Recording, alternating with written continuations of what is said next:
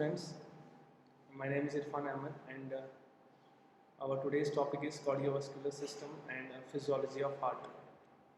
So the topic is we will discuss are components of cardiovascular system, systematic and pulmonary circulation, basic functions of various parts of cardiovascular system, general functions of the cardiovascular system, physiological anatomy of the heart, various blood vessels, heart sounds and characteristics of the blood. So I will start with the components of the cardiovascular system. So the cardiovascular system has three main components. First is heart, second is blood vessels, and third is blood. So these are the three main components of the cardiovascular system. So we will discuss them one by one. First is heart, which is the basic part of the cardiovascular system. Okay, so human heart, that is a muscular organ. It has 4 chambers and it is located just to the left of the middle of the thoracic cavity. We can say that it's located left to the mediastinum and it is approximately the size of a man's closed fist. And if we go to the weight section, so the weight of the human heart in males is approximately 300 gram and in females it is approximately 250 gram.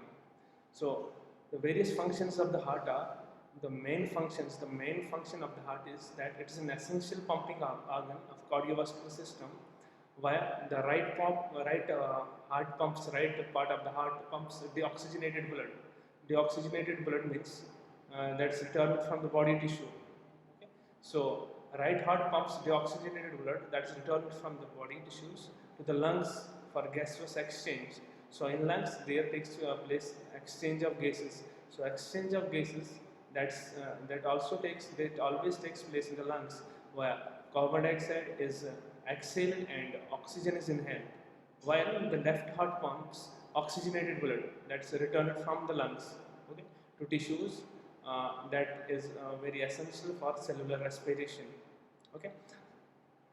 Now you can see clearly the diagram. This is the external view of the heart.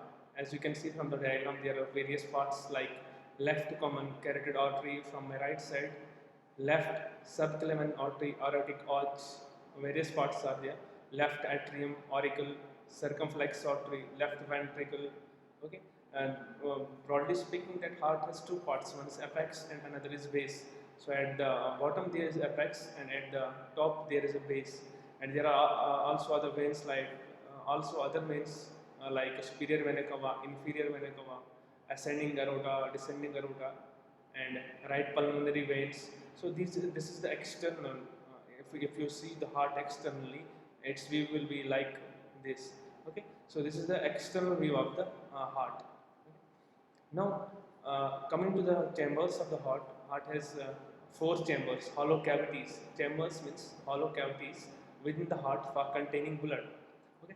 2 smaller chambers called atrium that are near the base, means there are 2 atrium, okay, or which we also called as auricles, which are at the base of the heart, and there are also 2 large chambers which are called as ventricles. Okay, these are close to the apex. So it has 2 atriums and 2 ventricles. So right atrium that receives deoxygenated blood from the various body tissues, and that deoxygenated blood that comes through superior vena cava and inferior vena cava. These are the 2 veins that bring the deoxygenated blood into the right atrium. So superior vena cava and inferior vena cava, these bring deoxygenated blood from the body tissues and pumps the blood into right ventricle. Okay, so right atrium receives the deoxygenated blood from body tissues through superior vena cava and inferior vena cava, which bring the deoxygenated blood from the superior part of the body and the inferior part of the body and pump that blood into the right ventricle through right atrioventricular orifice. Okay, so the right atrium and the right ventricle, these both are connected by orifice that is called as right atrioventricular orifice. Okay. So right ventricle then pumps the blood to the lungs for gaseous exchange, because the blood is deoxygenated, so it has to go into the lungs for the gaseous exchange through pulmonary trunk and then through the arteries. So Now coming to the chambers of the heart, so left atrium that receives oxygenated blood from the lungs, because in lungs the oxygenation and deoxygenation that has been carried out. So left atrium that receives oxygenated blood from the lungs, okay, through pulmonary veins. So it will receive oxygenated blood from lungs through pulmonary veins and pumps the blood into the left ventricle through the left atrioventricular orifice. Okay, so left atrium and left ventricle, these are connected by an orifice that's called as left atrioventricular orifice. Okay, so then left ventricle then pumps the blood to the body tissues for supplying oxygen, okay, to every body cell through the aorta. Aorta, which is the largest artery of our body that takes the oxygenated blood to all parts of the body for the cellular respiration and whatever for whatever means it is required. Okay, so left atrium that receives oxygenated blood from the lungs, okay, through pulmonary veins. So the pulmonary vein that come from the lungs, it is the only vein that carry oxygenated blood. The rest of the veins carry deoxygenated blood, and pulmonary artery is the only artery that carries deoxygenated blood.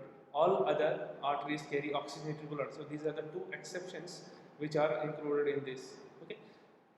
Now next, this you can see from the here. You can see that this is the circulation of the blood from the heart. You can see that superior vena cava that receives the deoxygenated blood from the upper body part, and inferior vena cava that receives the deoxygenated blood from the lower body part.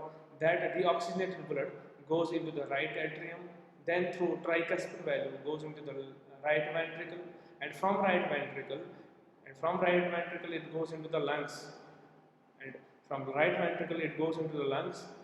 Okay, through pulmonary artery means it goes to the left lung via pulmonary artery, and from pulmonary artery gaseous exchange takes place, means carbon dioxide is exhaled out and oxygen is picked up into the blood, so that the blood becomes oxygenated. Okay, so from pulmonary artery into the lungs, and from lungs it goes into the left pulmonary veins. Okay, I have already told you that pulmonary artery is the only artery that carry deoxygenated blood, and pulmonary vein is the only vein that carries oxygenated blood. Okay? So from left pulmonary vein, the blood goes into the left atrium, and from left atrium, it goes into the left ventricle. Okay, so left ventricle, when it pumps, it pushes the blood into the aorta. From aorta, three arteries ascending aorta to head and arms. So from here, from left ventricle, the blood goes into the aorta, and aorta pumps the blood to the all parts of the body.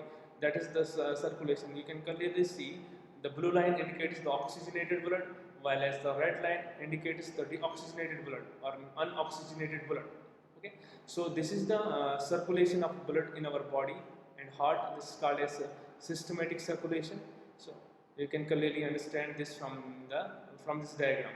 Okay, so next, these RA and LA, right atrium and left atrium, are separated by a central heart valve called interatrial septum.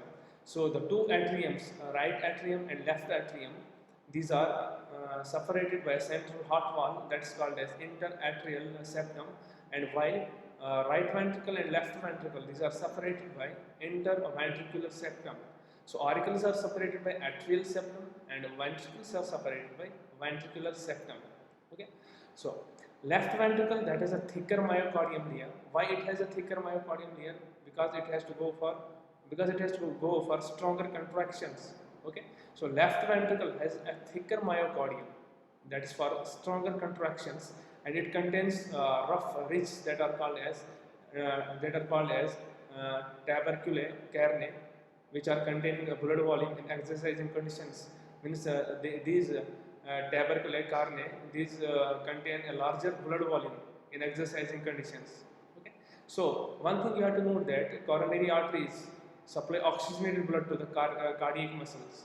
Coronary arteries which arise from the aorta, coronary artery, that is the main artery which supplies the blood to the heart itself.